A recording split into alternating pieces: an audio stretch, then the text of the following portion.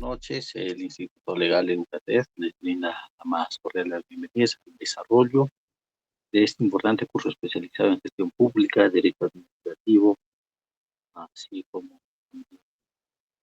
delitos contra la administración pública y la nueva ley de contrataciones del Estado, ley 32.069. En esta oportunidad nos acompaña el doctor Jorge Enrique Céspedes Ramírez, el abogado, especialista en contrataciones del Estado, así como también con una amplia experiencia en arbitraje, mismo que estará desarrollando este tema tan importante programado para el día de hoy, que es la nueva ley de contrataciones del Estado.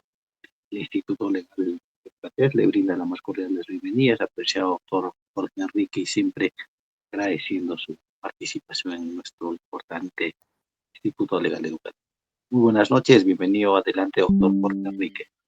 Muy buenas noches, muchas gracias por la grata invitación y para poderme dirigir a su público en esta oportunidad para tratar la nueva Ley General de Contrataciones Públicas, la Ley 32069, que es una ley que fue publicada el 24 de junio del presente año y que empieza a regir en enero del 2025, es decir, dentro de muy poco, que trae evidentemente varias innovaciones al respecto, pero sin embargo hay algunos aspectos que todavía se mantienen, como por ejemplo los procedimientos de selección clásico. Se modifica si los intervinientes dentro del procedimiento de selección, así como los impedimentos se hacen un poco más esquematizados, pero se mantiene básicamente el mismo espíritu de la norma. Muy bien, entonces sigamos avanzando. Siguiente, por favor. Como ya sabemos, en la actualidad rige la ley 30225. Esta es una ley que fue modificada por el decreto legislativo 1341 y el decreto legislativo 1444 en la época de Martín Vizcarra. Evidentemente, al darse estos dos dispositivos legales, se hacía urgente tener un texto único ordenado y se emitió el decreto supremo 082-2019-EF. Muy bien, perfecto, no hay ningún problema. Ahora, tiene un reglamento que es el decreto supremo 344-2018-F, que ha sido modificado hasta en 6 oportunidades. Muy bien, esto es para los procedimientos clásicos. ¿Qué procedimientos clásicos? La licitación pública, el concurso público, la adjudicación simplificada, la subasta en bolsa electrónica, etcétera.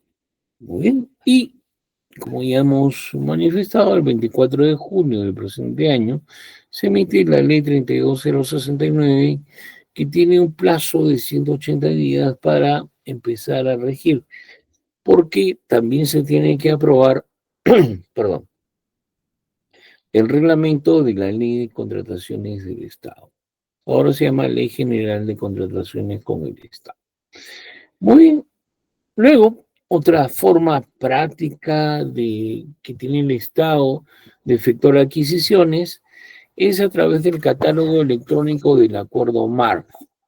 Cuando hablamos de un catálogo electrónico del acuerdo marco, este catálogo es un conjunto de productos que se encuentran dentro del mismo, que tienen una ficha de homologación o en todo caso están incorporados dentro del listado de bienes y servicios comunes que aprueba Perú Compras. Muy bien, perfecto.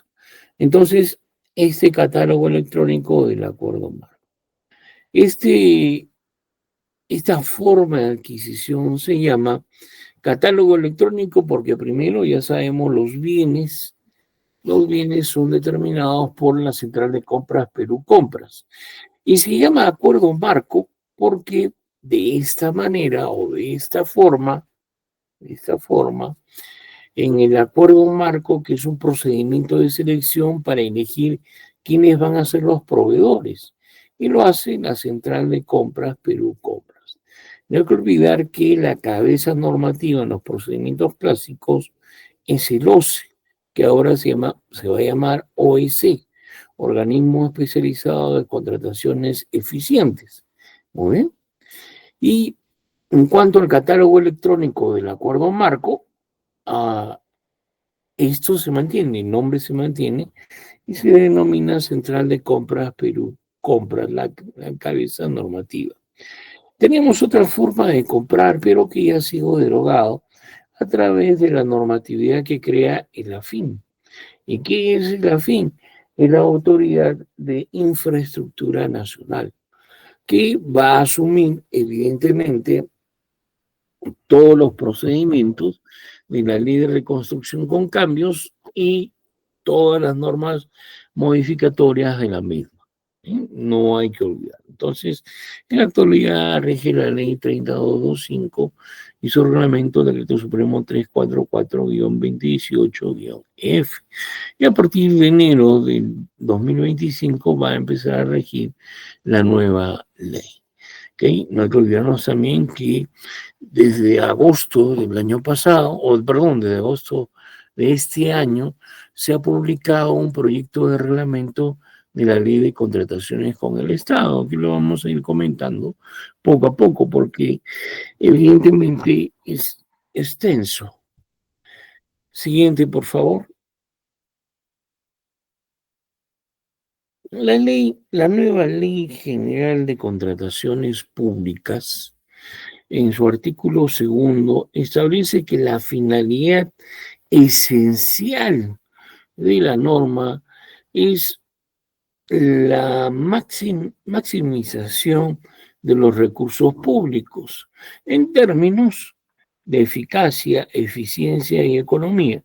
Muy bien, cuando hablamos de adquisiciones, de lo que estamos hablando es que se van a adquirir bienes, servicios y obras por parte del Estado.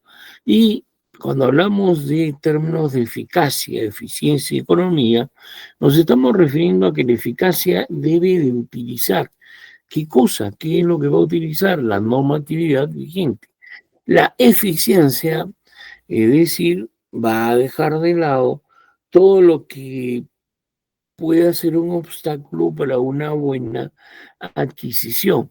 Y economía, una maximización del uso de los recursos públicos, que este es en realidad la finalidad de la ley. Ahora, se ha incorporado en esta ley 32069 el principio de oportunidad que estaba previsto en el artículo cuarto de el Sistema Nacional de Abastecimiento, que establece que se debe de cumplir oportunamente, es decir, en su momento con las necesidades públicas, para que se cumpla con las finalidades sociales. Muy bien, imagínense ustedes que se hubiera efectuado la compra de las vacunas anti-COVID a través de procedimientos de selección. Evidentemente, hasta el momento estaríamos en proceso de adquisición y habría pues una paralización extrema. Cuando habla de oportuno es que se ha evitado cualquier formalidad que pueda impedir la celeridad en su adquisición. A eso se habla en cuanto al principio de oportunidad. Siguiente, por favor. El ámbito de aplicación. Esta norma, en el artículo tercero, establece que se va a aplicar a toda entidad donde existan fondos públicos, sin excepción alguna. Mucho cuidado, mucho cuidado. La norma se aplica a a toda entidad que contengan o utilicen fondos públicos, sin excepción alguna. No hay que olvidar que las compras de 8 UITs con la nueva ley están sometidas a esta legislación. Ya no es una excepción. Claro, lo que establece la norma es que mantienen la supervisión del OEC, pero que en modo alguno ya se exceptúa de la norma. ¿Y dónde se aplica la norma? De acuerdo a el inciso B, donde se va a aplicar son primero en el Poder Legislativo, de acuerdo con el artículo 94 de la Constitución. Muy bien.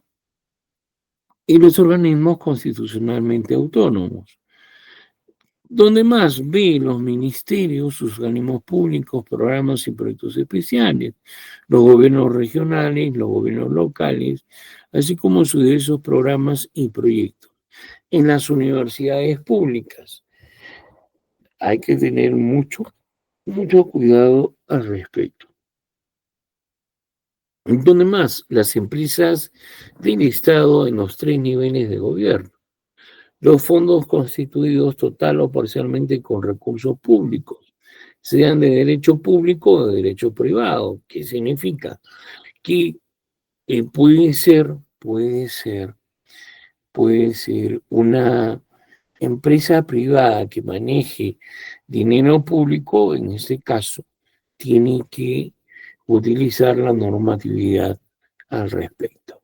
¿Dónde más? En el Seguro Social de Salud, en las Fuerzas Armadas, en la Policía Nacional, en los órganos desconcentrados, en las organizaciones creadas conforme al ordenamiento jurídico nacional con autonomía y capacidad para gestionar sus contrataciones. Aquí lo esencial de este artículo 3 es las palabras fondos públicos. Si existe fondo público, ahí se tiene que aplicar la normatividad en materia de contrataciones con el Estado, sin excepción alguna, no hay excepciones al respecto. Muy bien, siguiente por favor. El artículo 4 de la nueva Ley General de Contrataciones Públicas ha establecido un conjunto de definiciones de aquello que más se utiliza dentro de la contratación pública. Y se ha definido, por ejemplo, el contrato público como un acuerdo celebrado entre una entidad y un proveedor, con la finalidad de asumir obligaciones recíprocas. Pero que la finalidad esencial es abastecer a la entidad de bienes, servicios u obras. Así es así. No hay más. Entonces, mucho cuidado, un contrato es un acuerdo. Muy bien, no es una convención, Propiamente dicho, es un acuerdo. ¿Por qué? Porque a este contrato nace bajo la normatividad de contrataciones con el Estado. Aquí no se le va a aplicar el Código Civil y tampoco otras normas que se puedan aplicar entre privados, no. Aquí el Estado impone sus normas y va a establecer qué es lo que se va a aplicar y qué es lo que no se va a aplicar al respecto. Luego, la subcontratación. Se ha definido la subcontratación como una relación contractual entre un contratista y un tercero. Muy bien, un contratista y un tercero. En la actualidad ya sabemos que la subcontratación es un mecanismo que tiene que ser autorizado por la entidad, en donde se puede contratar a un tercero. El contratista puede a su vez subcontratar a un tercero, pero por obligaciones que no son principales, que son accesorias. Así de sencillo. Pero lo interesante de ello es que no se ha establecido la responsabilidad aquiliana. Lo que dice la norma es que el contratista mantiene la responsabilidad por la ejecución del contrato. ¿Okay? Lo que no dice la norma es que el tercero responde frente a la entidad. En este caso, lo que va a suceder es que el contratista va a asumir la responsabilidad por los daños y perjuicios que se pudieran ocasionar. Así de sencillo. No hay una responsabilidad aclariana al respecto.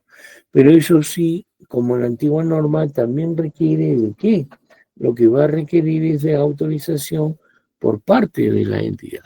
Si no tiene autorización, este subcontrato es nulo y el contrato que se viene ejecutando también es nulo. Hay que tener mucho cuidado al respecto. Siguiente, por favor.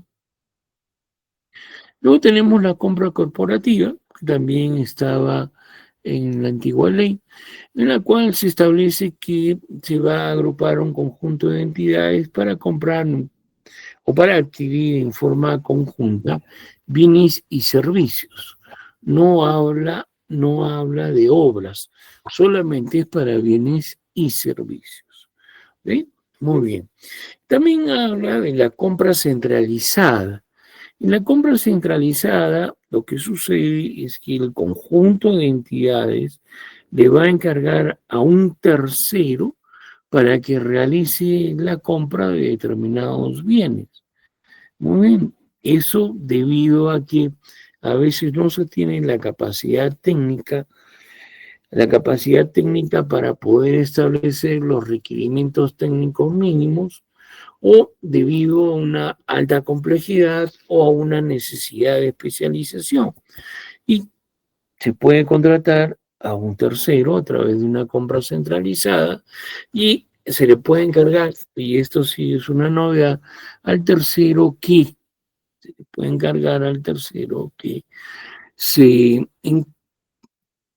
es decir, ejecute sus obligaciones hasta la liquidación o el pago total de los bienes, servicios u obras.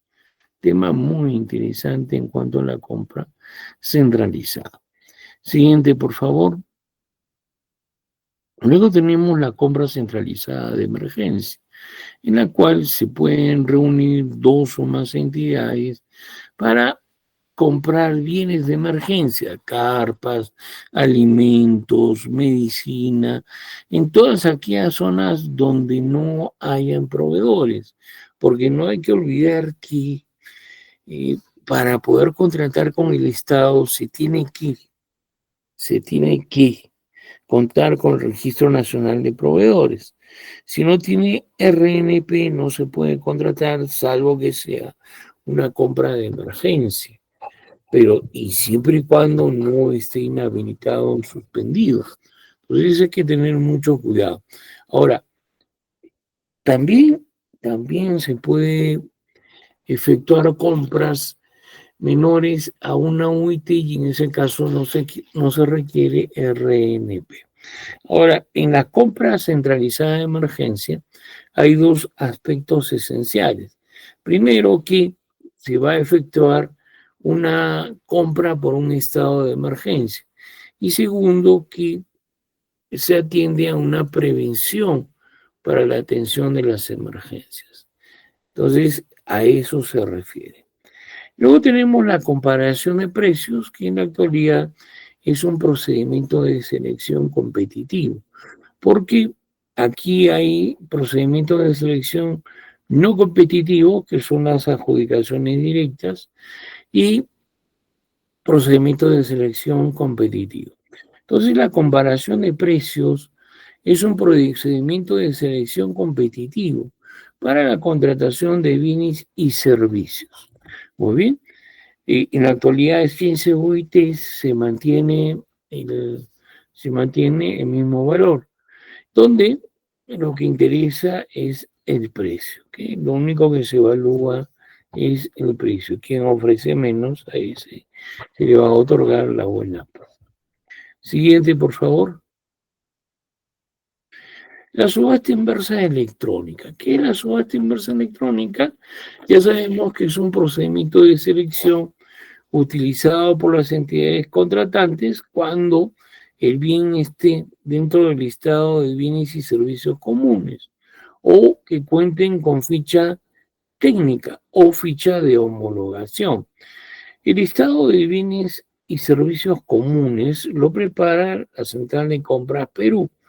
El listado de fichas de homologación lo va a hacer también la Central de Compras Perú a pedido de los ministerios, y las fichas técnicas lo elabora propiamente la Central de Compras Perú Compras.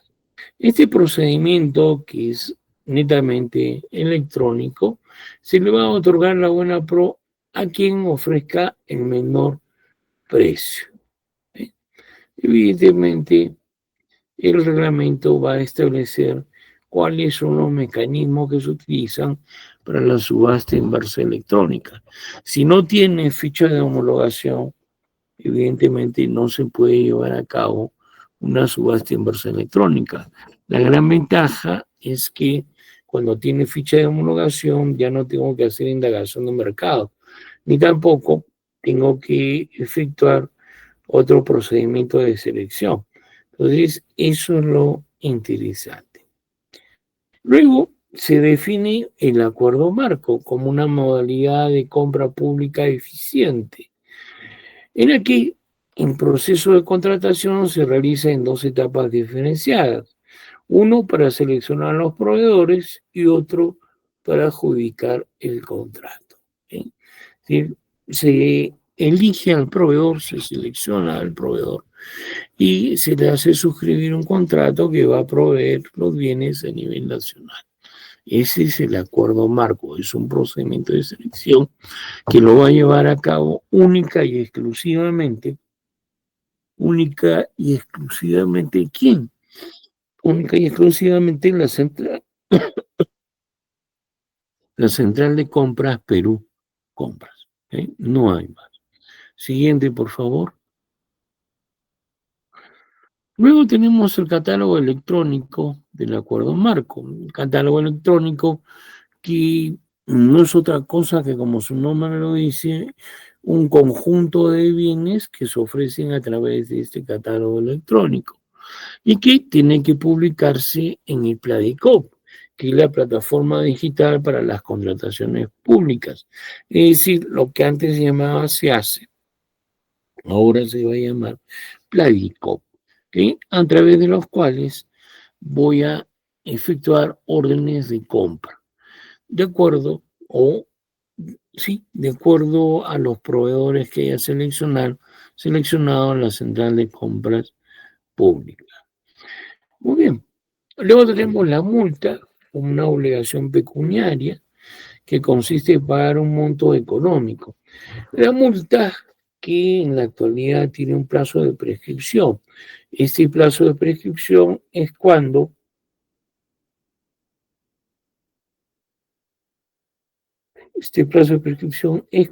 pasa la, el periodo de suspensión.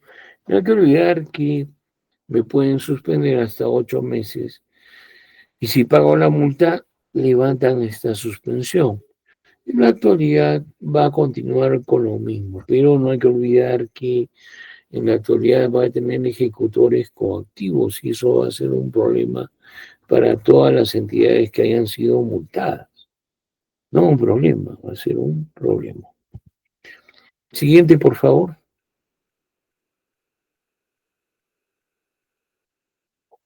Luego tenemos la inhabilitación temporal. En la inhabilitación temporal, en la cual me van a suspender en los derechos de participar en los procedimientos de selección. Por ejemplo, no firmó el contrato. Y como no firmó el contrato, entonces el Tribunal de Contrataciones del Estado me va a aplicar una inhabilitación temporal de 1 año. ¿No? No, por la firma del contrato se aplica, por la falta de firma del contrato se aplica una multa en la actualidad. Y cuando doy lugar a la resolución de contrato, una inhabilitación temporal de 1 año. Muy bien. Entonces, ya no puedo participar por un periodo de tiempo en los procedimientos de selección. No se puede, así de sencillo. ¿Okay? Tampoco se puede participar en los procedimientos para implementar o extender la vigencia de los catálogos electrónicos. No se puede, está prohibido, está prohibido. Luego tenemos la inhabilitación definitiva. En la inhabilitación definitiva lo que me van a aplicar es una suspensión permanente del ejercicio para poder participar en los procedimientos de selección y los procedimientos para implementar la vigencia de los catálogos electrónicos. Así de sencillo. Por ejemplo, cuando tengo sanciones que van más allá de los 4 años, entonces ahí me aplica una inhabilitación definitiva. Ya no puedo participar. Siguiente, por favor. Luego tenemos la amonestación escrita, que es una amonestación que se va a levantar como consecuencia de la comisión de una infracción y se va a inscribir dentro del expediente del proveedor. Y no reviste mayor gravedad en cuanto a la pena. Luego tenemos el retiro temporal del registro. Cuando hablamos de retiro temporal del registro, esto es para el registro de instituciones arbitrales y centros de administración de juntas de prevención y resolución de disputas. Es decir, sabe que no han cumplido con correr traslado de la demanda a pesar de que ha transcurrido más de un año. Entonces ahí me van a suspender en el registro por un periodo determinado. Y mientras está vigente el retiro temporal, no puedo llevar a cabo ningún procedimiento de selección. Luego tenemos la exclusión. La exclusión ya se me va a retirar definitivamente de este registro de instituciones arbitrales y centros de administración de juntas de prevención y resolución de disputas. Es decir, me retiran por completo de este registro y evidentemente no voy a poder llevar a cabo procedimientos arbitrales ni juntas de prevención y resolución de disputas cuando se trata de obras. Mucho cuidado con ello. Siguiente, por favor. Los enfoques de la ley. ¿Qué es un enfoque? ¿Qué es un principio? Un enfoque es una finalidad. ¿Qué es lo que se quiere llevar a cabo? ¿Qué es lo que se quiere llevar a cabo con la ley? Un principio es una conducta que debe ser cumplida, sin excepción alguna. ¿Qué enfoque se ha previsto? El enfoque de integridad. El enfoque de integridad significa que la conducta de los funcionarios públicos, la conducta de los funcionarios públicos debe de estar orientada a prevenir las prácticas indebidas o corruptas en la contratación pública. Así dice literalmente la norma. Dice, integridad consiste en la promoción de la conducta funcional y actividad comercial responsable, así como en el diseño e implementación de instrumentos, mecanismos y acciones para prevenir las prácticas indebidas o corruptas en la contratación pública. Lo que me está diciendo es que sabe que el principio de integridad es una conducta y tiene como finalidad prevenir las acciones corruptas que se puedan presentar en la contratación pública, para lo cual se debe garantizar la transparencia de la información pública y la respectiva rendición de cuentas en todas las instancias. Mucho cuidado con ello. Siguiente, por favor. Otro enfoque de la ley es la gestión por resultados. En la gestión por resultados, lo que interesa es que se va a asignar un presupuesto y este presupuesto tiene que ser tiene que ser lo que sea necesario para poder cumplir con la compra o la adquisición de los bienes y servicios. Por eso dice la ley en forma literal. Es una estrategia de gestión pública que permite vincular la asignación de recursos presupuestales, bienes y servicios, productos y resultados a favor de la población con la característica de permitir que estos puedan ser medibles. Lógico, la gestión por resultados, si no es medible, no se puede determinar adecuadamente cuál ha sido el resultado de esta adquisición de las camionetas. Entonces, se parte que los recursos públicos se deben aplicar con eficacia y eficiencia para poder efectuar una toma de decisiones en materia presupuestal y de gestión. En otras palabras, se debe de adquirir las mejores condiciones cuando se adquiere bienes, servicios y obras. Así de sencillo. Por ejemplo, en época de pandemia, las, eh, las mascarillas costaban 15, 20 soles.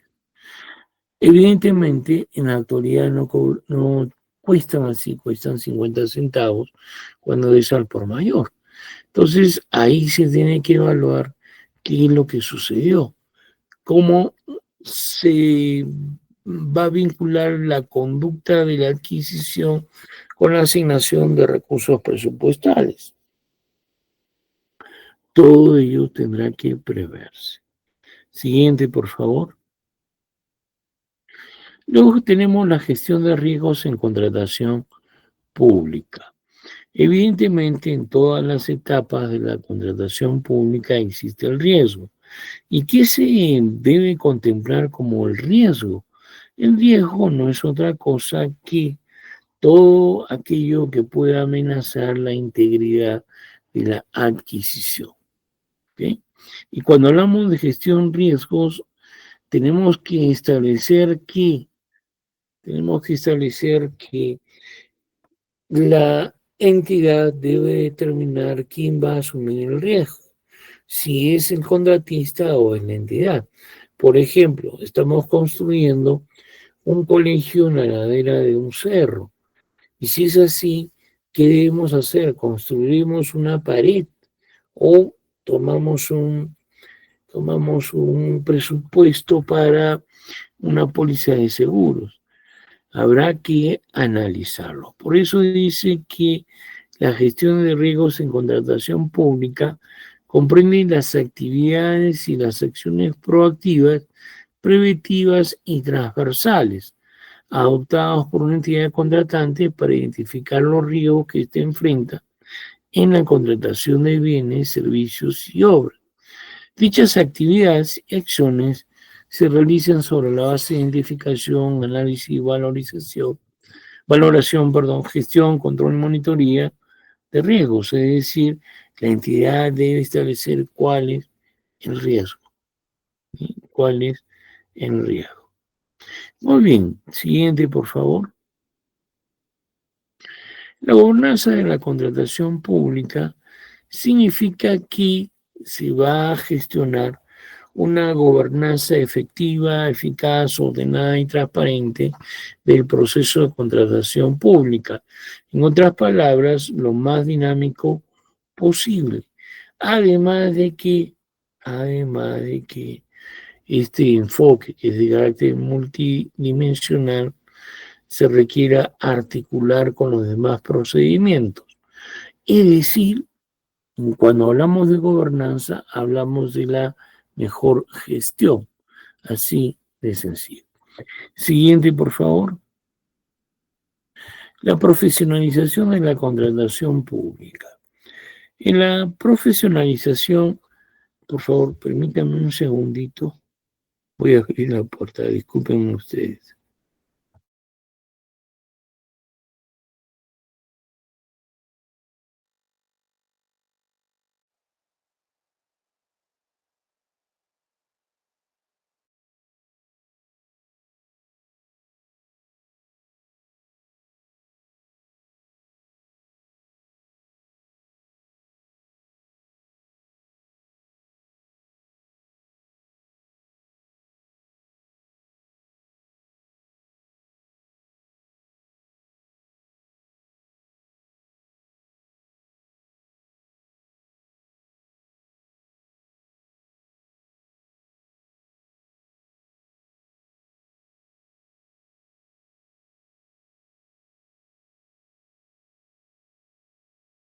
Muy bien, entonces, otro enfoque de la ley es la profesionalización de la contratación pública, es decir, una capacitación, entrenamiento y certificación de los compradores públicos, donde por este enfoque de la ley, el organismo especializado por las contrataciones públicas eficientes, OS, tienen que coordinar con la Dirección General de Abastecimiento del Ministerio de Economía y Finanzas para generar espacios de capacitación, entrenamiento y certificación de los compradores públicos.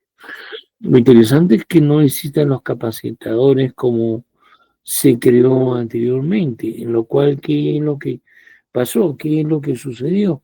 Lo que sucedió es que habían tan pocos capacitadores que simple y sencillamente no se podía no se podía capacitar pues ni al 5% de las entidades del Estado. Además que un capacitador pues cobraba una enormidad, ¿no? Cobraba eh, 5.000, 6.000 soles por una capacitación, que muchas veces las entidades no podían cumplir con los pagos que se solicitaban. Eso fue atroz y fue un monopolio que también lo tenía solamente una universidad a nivel nacional. Eso fue terrible, realmente terrible. Y en lugar de efectuar una capacitación, lo que se establecieron fueron relaciones altamente tóxicas para todas estas entidades públicas. No esperemos que no se haga lo mismo, porque eso sería contraproducente. Muy bien. Siguiente, por favor. Vamos a ver ahora los principios. Cuando hablamos de un principio, es aquel que se tiene que cumplir sí o sí, sin excepción alguna. No puede haber excepciones al respecto. ¿Okay? Entonces, por ejemplo, uno de los principios de carácter fundamental es el principio de legalidad. Por el principio de la legalidad, lo que se tiene que cumplir es la ley. Evidentemente, en la Constitución y el derecho. Así de sencillo. Si se quiebra, por ejemplo, la ley, no se puede convocar un procedimiento de selección o convocado al mismo, simple y sencillamente se va a quebrantar el procedimiento de selección. Entonces hay que tener mucho cuidado al respecto. Luego tenemos el principio de eficacia y eficiencia. Eficacia, ya sabemos que significa que tienen que utilizar los procedimientos determinados en la ley. Y eficiente significa que se puede continuar con una adquisición pública por encima de las formalidades no esenciales. Por ejemplo, que no sea un formulario presentado al respecto, porque de esta manera se está garantizando la calidad técnica de aquello que se va a adquirir. Hay que tener cuidado. Ahora, no hay que olvidar que ese principio de eficacia y eficiencia se garantiza la calidad técnica de los expedientes técnicos, especificaciones técnicas y términos de referencia, así como la ejecución contractual. Muy bien, porque van a ser revisados y evaluados de forma periódica los procedimientos de selección. ¿Sí? A eso se refiere el actual principio de eficacia y eficiencia. Siguiente, por favor. El valor por el dinero no es otra cosa que la maximización del valor. Es decir, se tiene que adquirir con un menor precio, lo mismo que, si, si lo mismo que tuviera un valor de actualización constante. Es decir, voy a maximizar el dinero, así de sencillo, que me permite adquirir mayores bienes con el mismo monto. Así de sencillo. ¿Okay? Luego tenemos el principio de integridad. Por el principio de integridad, todo el que participa dentro del procedimiento de selección debe de, ¿qué cosa? Debe estar guiado por la honestidad, veracidad en la apertura de rendición de cuentas y evita y denuncia cualquier práctica indebida o corrupta. Claro, lo que sucede es que esta norma no solamente es dada por abogados, también es dada por contadores, economistas y a veces no está adecuadamente redactada. Pero eso es lo que va a suceder. El principio de integridad me obliga a que todas las conductas puedan ser, eh, todas las conductas que nos lleven a la honestidad deben de ser cumplidas. Así de sencillo. Siguiente, por favor. La presunción de veracidad, ¿es un principio? Sí, es un principio. Por la presunción de veracidad se presume que todos los documentos presentados a la entidad y ante el tribunal y ante el OS son verdaderos, corresponden a la verdad de los hechos. Esta presunción de veracidad va a admitir prueba en contrario. ¿Okay? Admite prueba en contrario. El principio de causalidad. El principio de causalidad que recién se ha incorporado y es sumamente importante, establece que la responsabilidad por la responsabilidad penal, civil y por los daños y perjuicios que se han llevado a cabo son por quienes hayan efectuado la conducta omisiva o la actividad constitutiva de infracción. Es decir, quien ha cometido el hecho. Quien no ha cometido el hecho no puede ser sancionado. ¿Eh? No puede ser sancionado. Así de sencillo. Muy bien. Siguiente, por favor. La presunción de veracidad. El principio de publicidad. Por el principio de publicidad nos está diciendo que para garantizar que el proceso sea lo más transparente posible, tiene que estar publicado en el SEACE, que ahora se va a llamar Pladiscop, de tal manera que de esta forma se promueva la libre concurrencia y competencia efectiva. El principio de libertad de concurrencia es un principio sumamente importante, porque a través de este principio nos permite poder participar en los procedimientos de selección, evitando exigencias y formalidades innecesarias. O por ejemplo, sabe que tiene que ser presentado en un folder de carácter rosado, no más de 1500 hojas, etcétera, etcétera. Hay que evitar las formalidades innecesarias. Siguiente, por favor. La transparencia y facilidad de uso son dos principios en realidad diferentes, pero que el legislador ha querido unificarlas.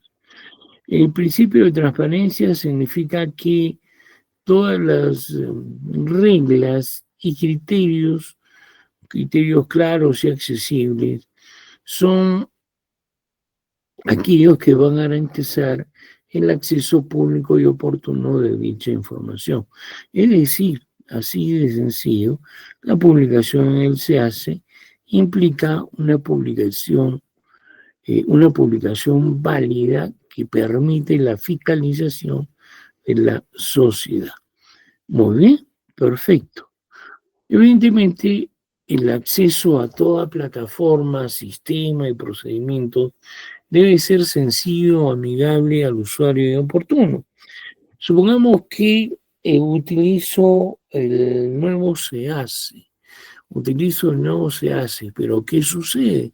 Sucede que eh, el Pladicop, esa plataforma digital del Estado, es extraordinariamente confusa. Me envía al formulario de la página 30 y al formulario de la página 10 y así por el estilo. Y cuando ya no es transparente, evidentemente se quiebra este principio. ¿Ok? Así de sencillo.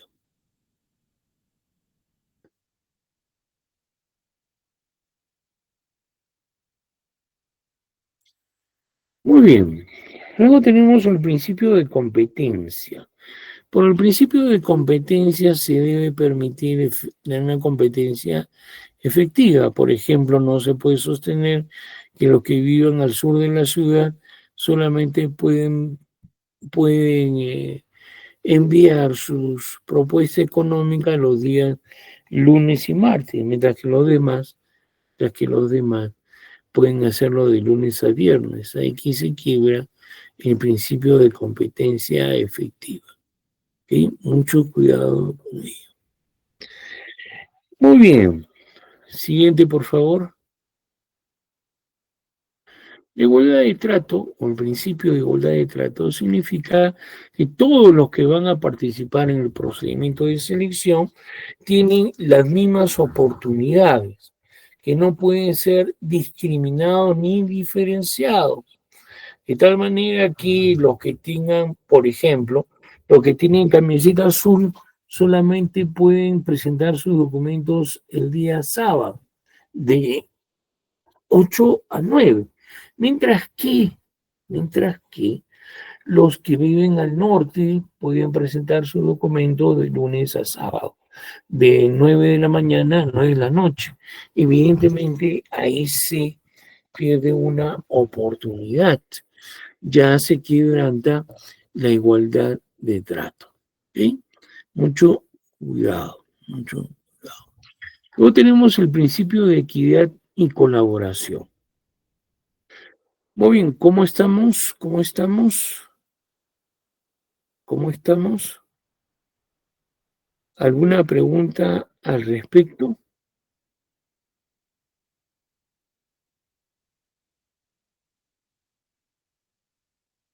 Muy bien, vamos a tomarnos un pequeño descanso para continuar a las 8:05, por favor. Gracias. Muchas gracias, doctor. Volvemos a las 8:05 para el desarrollo del presente módulo en la nueva ley de contrataciones del Estado. Nos encontramos a las 8:05.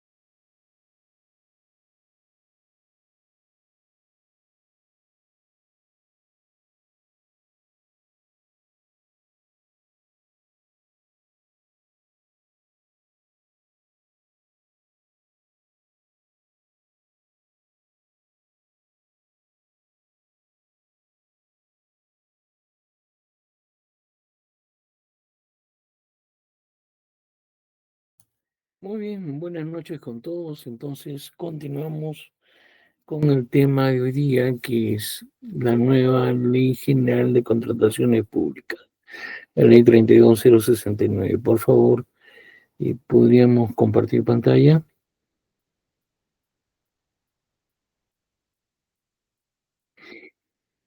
Y nos habíamos quedado en el principio de equidad y colaboración, pero debería decir en realidad principio de equidad y colaboración contractual, porque solamente se aplica para la ejecución contractual, otro, no hay otra etapa de las, de la contratación pública en que se aplica. El principio de equidad estaba previsto en la ley 32055, 32, en la ley de contrataciones del Estado, a partir de su modificatoria del decreto legislativo 1444. Es relativamente nuevo, digamos así, el principio de equidad. Por el principio de equidad, la entidad se encuentra obligada a mantener el equilibrio financiero del contrato, es decir, las, eh, las relaciones obligacionales tienen que ser igualitarias, tienen que tener el mismo costo. Por eso dice en forma literal este principio, todos los participantes de los procesos de contratación deben procurar el equilibrio y la proporcionalidad entre los derechos y las obligaciones asumidas. Por ejemplo, si se trata de, si se trata de, si se trata de un contrato para adquisición de gasolina que era de 20 soles, pero que ahora se ha duplicado el precio a 50 soles, antes era 10, ahora es 50. En este caso, ¿qué es lo que va a suceder?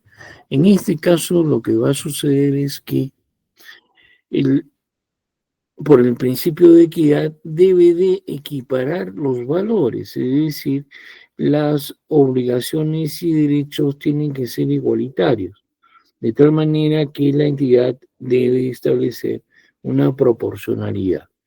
Evidentemente, el reajuste de precios, porque aquí se trata de un reajuste de precios, estaba previsto en el artículo 38 en el artículo 38 del reglamento de la ley de contrataciones del Estado, y establecía que el reajuste debía estar tanto en las bases como en el contrato. Y si no estaba en las bases ni en el contrato, entonces no se podía efectuar el reajuste. Lo que era un absurdo, porque evidentemente, ¿quién va a contratar con el Estado para efectuar o para tener pérdidas, ¿no? Como en el caso de la gasolinera, que contrató por 10 soles y ahora ha aumentado por efectos o por varios factores externos a 50 soles el valor. Lógicamente que ahí la entidad está obligada a establecer una proporcionalidad de los gastos. Ahora, cuando hablamos de colaboración oportuna y eficaz, lo que está diciendo es que pueden existir relaciones obligacionales complementarias, no previstas en el contrato, y que evidentemente tienen que estar incorporadas en el mismo. Por lo que, por lo que, por lo que estas deben ser incorporadas por la entidad de oficio o, en todo caso, poniéndose de acuerdo con el proveedor. Pero esta es la única norma que se aplica en la etapa de la ejecución contractual. No hay más, así que hay que tener mucho cuidado. Siguiente, por favor. El principio de sostenibilidad en las contrataciones públicas. Evidentemente que cuando hablamos del principio de sostenibilidad, nos estamos refiriendo a que estas adquisiciones de bienes, servicios y obras sirvan para, sirvan para el desarrollo social. ¿Ok? No se puede, no se puede perjudicar la economía, ni la sociedad, ni el medio ambiente cuando se trata de una adquisición. No voy a adquirir, pues, por ejemplo, 130, 130 Rolls Royce, doble cabina, etcétera, porque evidentemente no habría una práctica responsable al respecto y estaría perjudicando la economía del país. El principio de innovación. Por el principio de innovación, la entidad y las partes contratantes en general deben promover la innovación a través de la contratación de bienes, servicios u obras. Es decir, que todo aquello que se adquiera y que no existe en el mercado tiene que considerarse como una innovación y tiene que, en todo caso, incorporarse en la adquisición. Así de sencillo. Por ejemplo, ¿no? Sabe que no tenemos turbinas, no tenemos turbinas a, a energía nuclear. Muy bien, pero ¿se puede efectuar una innovación? Sí, evidentemente estamos exagerando, ¿no? ¿Se puede establecer una innovación al respecto? Sí, se pueden establecer innovaciones al respecto. ¿Ok? Eso es lo que nos quiere dar a entender este principio. Evidentemente que si no constituye una innovación, no debería, no debería efectuarse la adquisición. ¿Eh? Siguiente, por favor. La vigencia tecnológica nos está diciendo que cuando se adquieren bienes, servicios u obras, estos deben de, estos deben de ser actuales, no pueden ser pasadas. Por ejemplo, no puedo adquirir una laptop que tenga solamente 10 megabytes de memoria RAM, ¿no? Sería un absurdo cuando ya en la actualidad tienen 32 gigabytes de memoria RAM. Evidentemente tiene que ser compatible. Algo que sí me olvidaba es que en la sostenibilidad del medio ambiente, la adquisición tiene que conllevarse con la naturaleza, con la sociedad y con la economía. Por ejemplo, no voy a construir un hospital al costado de un estadio, sería un absurdo. No voy a construir una discoteca al costado de un colegio, es un absurdo. Se ha establecido dentro de en la ley que también se van a aplicar los principios previstos en el decreto legislativo 1439 del Sistema Nacional de Abastecimiento y que estos principios que rigen las contrataciones públicas sirven de criterio de interpretación para la aplicación de la ley y su reglamento. ¿Okay? Hay que tener mucho cuidado. Siguiente, por favor. Los supuestos de exclusión. ¿En qué casos no opera la ley? Los contratos bancarios y financieros. Ahí no opera la ley. Las contrataciones realizadas por los órganos del Servicio Exterior de la República.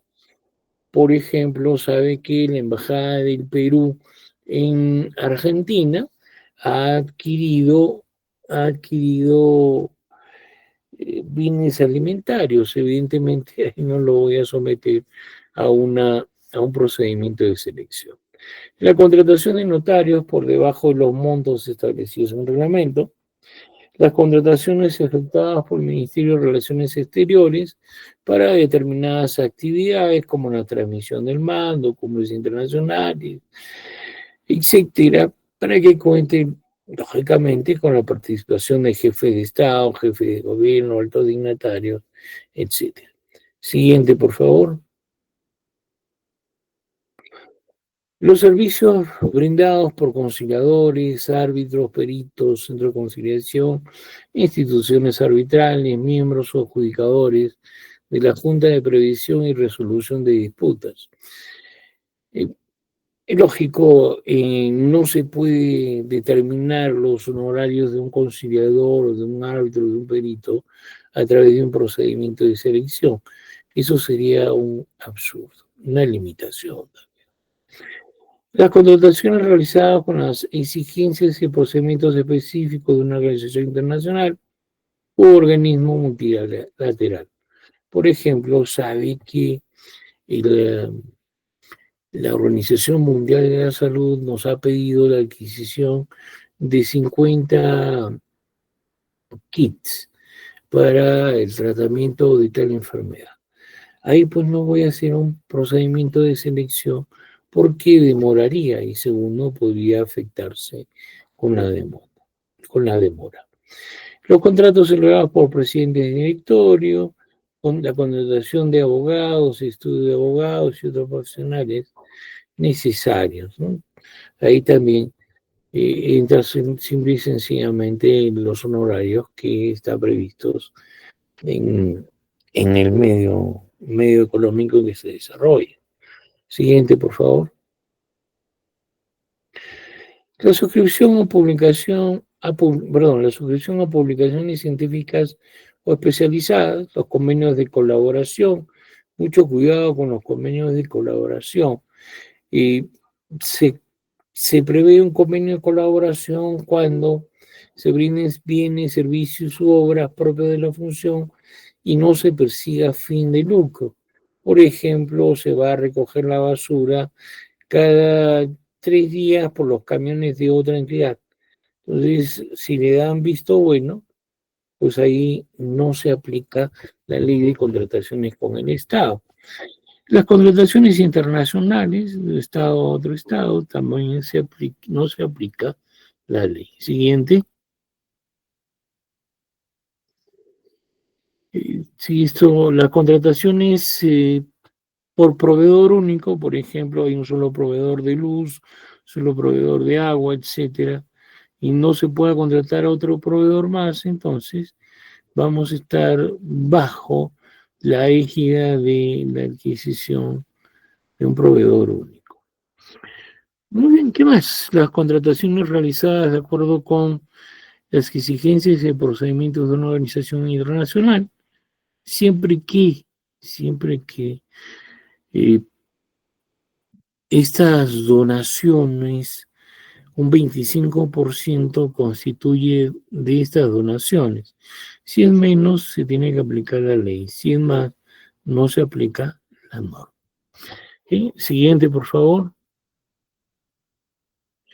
Los intervinientes en la compra pública. ¿Quiénes intervienen en la actualidad en la compra pública? Está previsto en el artículo 9 de la Ley General de Contratación Pública. Primero, la Dirección General de Abastecimiento, creada por Decreto Legislativo 1439, en la cual la Dirección General de Abastecimiento va a determinar a través de directivas, pronunciamientos, cómo se debe de efectuar las compras en nuestro país. El organismo especializado para las contrataciones públicas eficientes, el OIC, interviene para regular las compras de los procedimientos clásicos. La Central de Compras Públicas, Perú Compra, que en el caso de los catálogos electrónicos del acuerdo marco, las entidades contratantes y finalmente los proveedores. ¿Sí?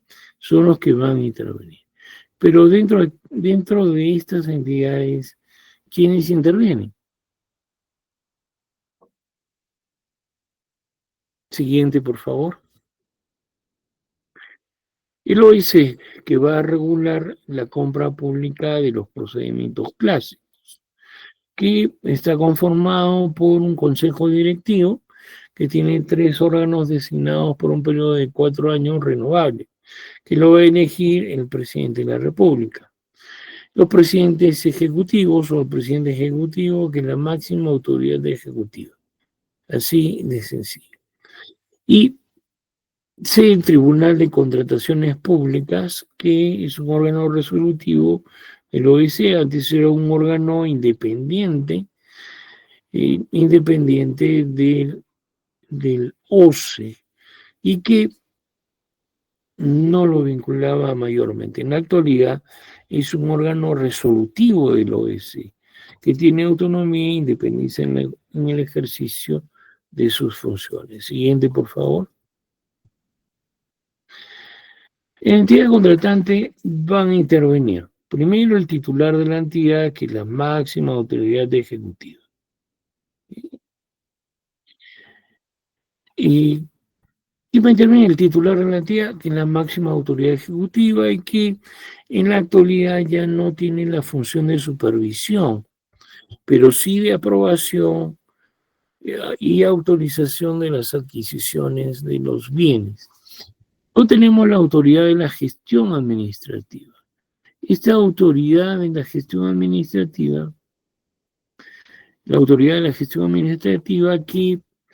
eh, que va a existir en cada entidad contratable y que es responsable por la aprobación, autorización y supervisión de los procesos de contratación en bienes, servicios y obras. ¿Eso qué significa? Significa que hay una autoridad que va a regular a través de procedimientos administrativos cada compra y que estos ya existen en los ministerios. Por ejemplo, se dice que la Secretaría General de los Gobiernos Regionales van a actuar. Después la Gerencia General Pública. Muy bien. Entonces, mucho cuidado, van a intervenir. Siguiente, por favor. El área usuaria que es aquella que va a determinar qué bienes se tienen que adquirir para cumplir con los fines públicos y que estos bienes van a estar dentro del cuadro multianual de necesidades, porque ahora ya, si bien es cierto, tiene que formularse un PAC, también hay un cuadro multianual de necesidades que se elabora en el mes de junio y de acuerdo con el decreto legislativo 1252. Así de sencillo. ¿Ok? Muy bien, perfecto.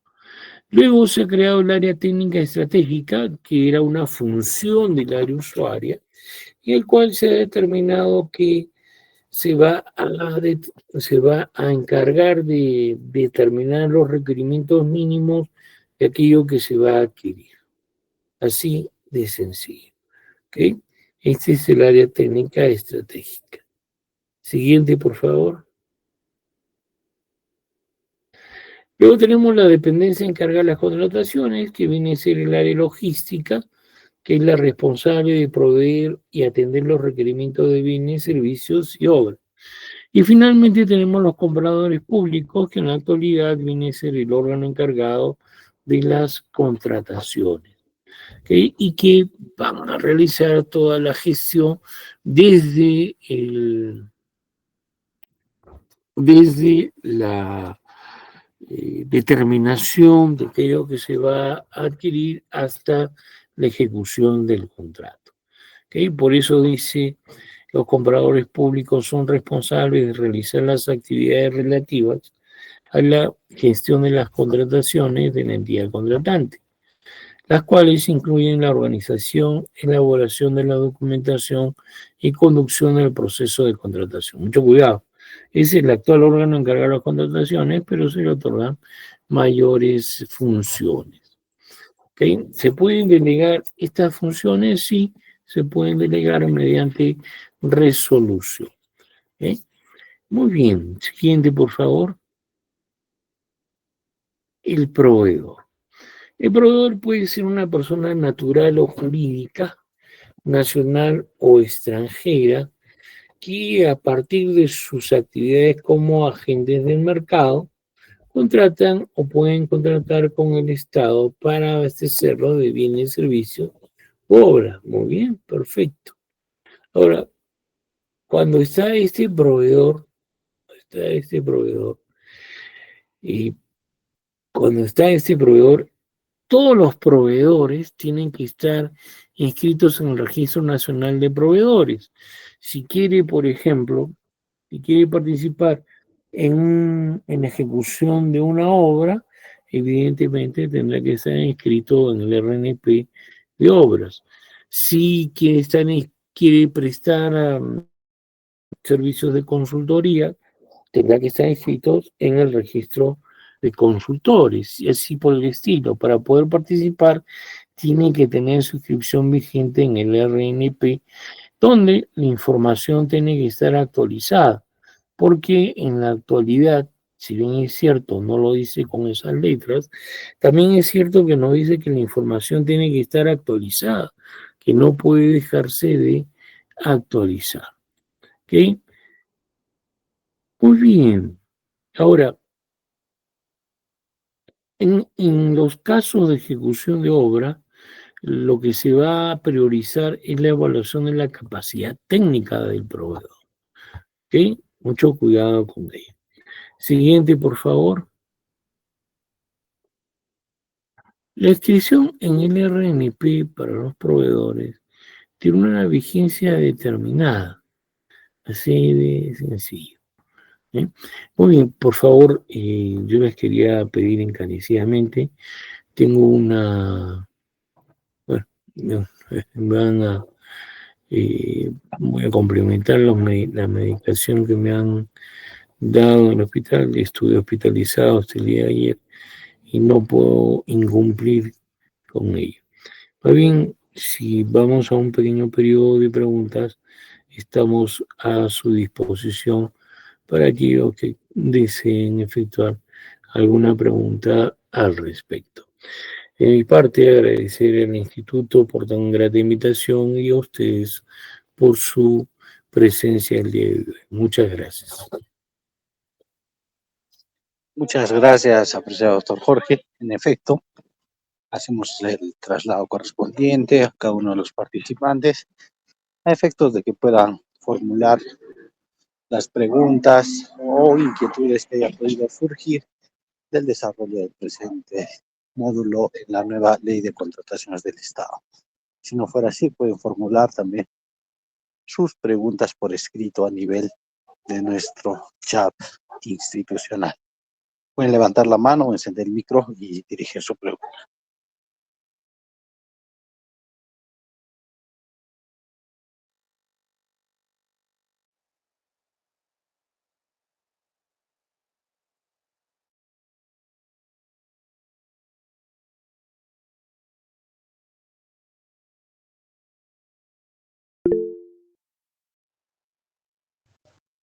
Buenas tardes, doctor Damián. Adelante, doctor Damián. Muchas gracias. Primeramente, saludar al exponente, igualmente también a los organizadores y presentes.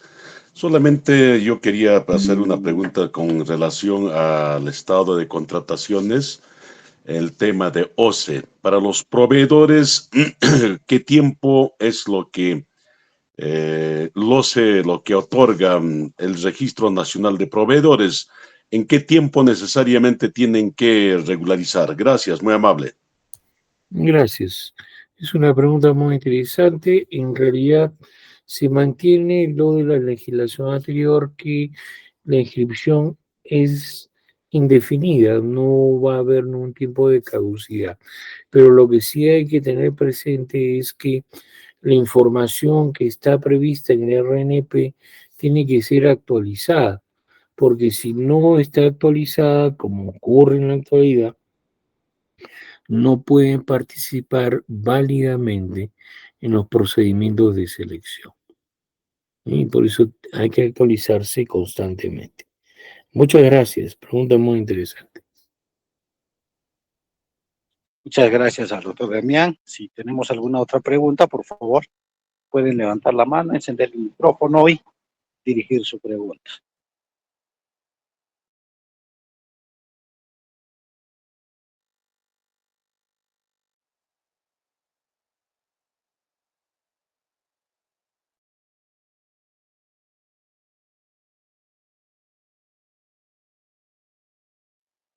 Ha quedado todo muy claro, apreciado doctor Jorge Enrique Céspedes. Le agradecemos su participación en este importante curso especializado en gestión pública, abordando un tema de gran actualidad como es la nueva ley de contrataciones del Estado. Siempre agradeciendo su predisposición, reciba el especial reconocimiento y también el saludo institucional del Instituto Legal Educativo. Muchísimas gracias, doctor Jorge Enrique Céspedes Ramírez. Muchísimas gracias por la fina invitación. Muchas gracias y buenas noches. Siempre agradeciendo a Bueno, nuestro distinguido expositor, el doctor Jorge Enrique, quien también ya es un profesor destacado dentro del instituto, que viene también coadyuvando en la realización de actividades académicas en la especialidad de Derecho de Contrataciones. Nuestra gratitud eterna hacia él. Del mismo modo, agradecemos a cada uno de los participantes, siempre invitándoles también a que puedan recibir y revisar el material a nivel de nuestra plataforma del Instituto Legal Educativo, así como también revisando los materiales que se han desarrollado en esta jornada académica. Invitarles también, continuamos con el desarrollo la próxima semana, el fin de semana. Muchísimas gracias por su atención, muy buenas noches, con su permiso.